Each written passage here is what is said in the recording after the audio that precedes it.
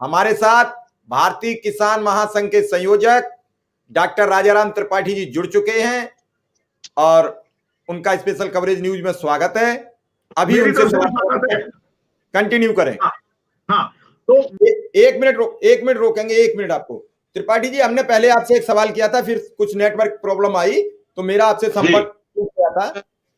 मेरी आवाज आ रही है अभी? हाँ, आ रही है। आज एक 33 वर्षीय युवा किसान की ठंड से मौत हो गई।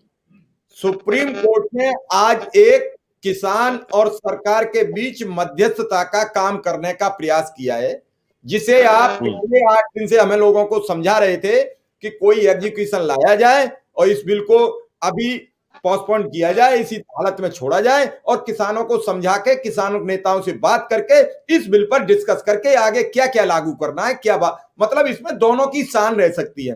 किसान चाहता है बिल स्टॉप हो जाए, तो किसान का बिल स्टॉप हो गया क्योंकि वो बिल ठंडे बस्ते में चला गया। सरकार ने अपना बिल वापस नहीं लिया, ये बिल पर बैठ के वार्ता करेंगे। मतलब एक बीच का सुझाव रास्ता आया है जिससे इस आंदोलन को रोका जा सकता है। आपने पूरा सुप्रीम कोर्ट की बात पढ़ी होगी, अभी मनीष जी की भी आपने बात सुनी, विजेंद्र सिंह की भी बात सुनी, आपने निशी जी की भी बात सुनी। तो इस सब पूरे प्रकरण में क्या किसान आंदोलन का कोई रास्ता निकल सकता है जिस दिन ये अब वोकेशनल बेंच के बीच बैठक होगी? देखो, ऐसा है कि भाई वीरेंद्र जी जो बातें भी बता रहे थे वो बातें बहुत मार्के की बातें। इन्हीं की बात अगर सुप्रीम कोर्ट सुन लेता तो जो अभी हमारे यहाँ पपेट शो हो रहा है वो ना होता। मैं माननीय सुप्रीम कोर्ट का बड़ा सम्मान करता हूं, लेकिन आपको बताना चाहूंगा। त्रिपाठी जी, दोबारा शुरू करना, थोड़ा कैमरा आप अपना ठीक करिए, थोड़ा सा चेहरा ऊपर आ जाए, थोड़ा सा जी, ज्यादा नहीं जा रहा है।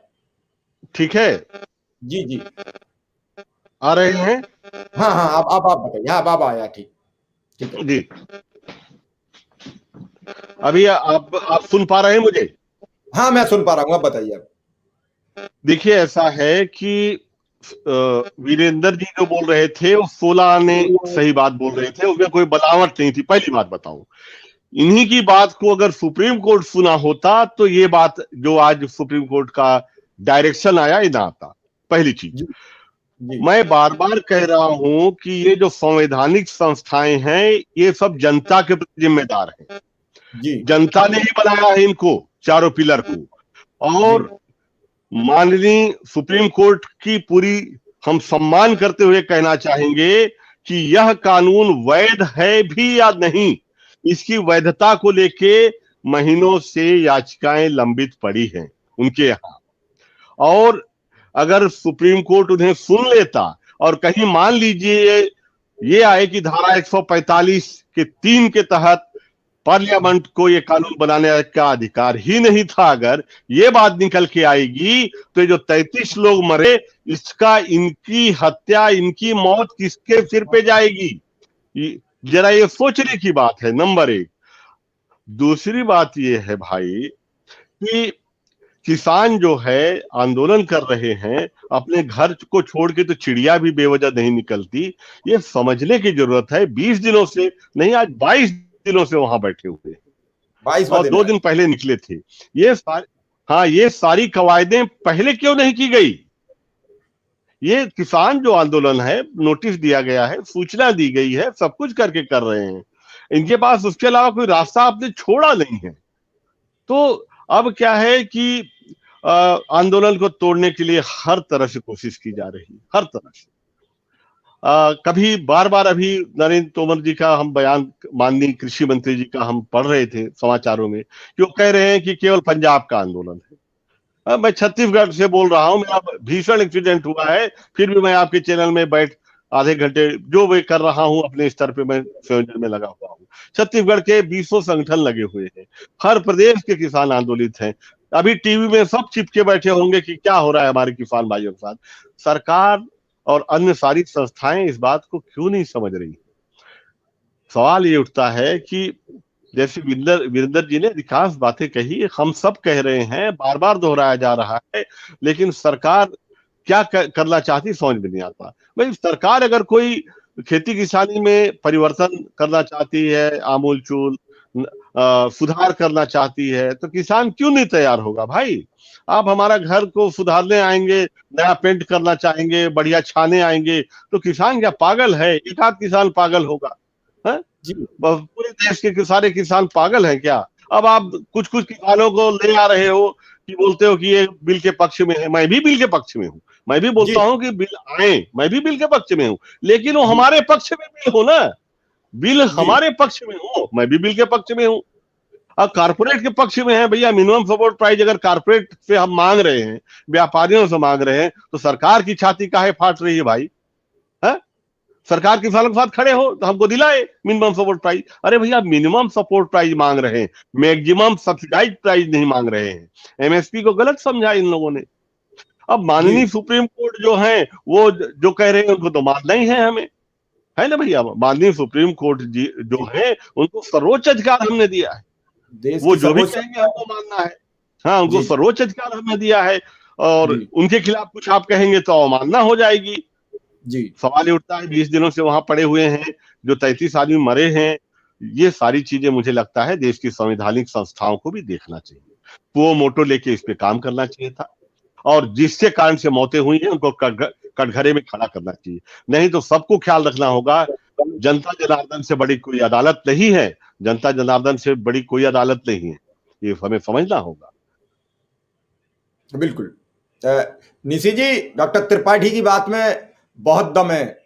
जनता जनार्दन से बड़ी कोई चीज नहीं है। जनता जब किसी को बनाना जानती है तो जनता बिगाड़ना भी जानती है। लेकिन माननीय सुप्रीम कोर्ट तो एक संवैधानिक संस्था है, उसका जनता से कोई लेना देना नहीं है। लेकिन जब देश में आंदोलन होगा, उस आंदोलन में लोगों की जानें जाएंगी, तो सुप्रीम कोर्ट को सुमोटो संज्ञान लेने का एक अधिकार है। वो चाहे हाई कोर्ट उत्तर प्रदेश का हो, हाई कोर्ट दिल्ली का हो, या माननीय सर्वोच्च न्यायालय हो। जब कोई मामला बुरी तरीके से पेचीदा बन जाता है तो वो हमेशा कोर्ट के माध्यम से ही सुलझा है।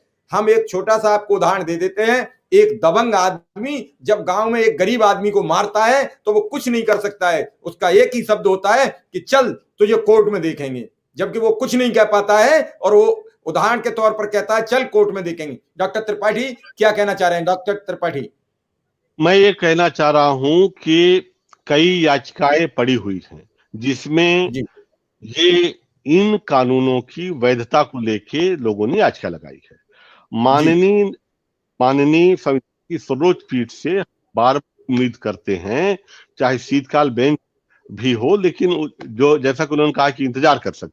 मेरा मानना है यदि उसको न इंतजार करवाया जाए और वैधता पे अगर विचार हो तो शायद ये हो कि ये जो कानून है इससे खारिज हो सकते हैं।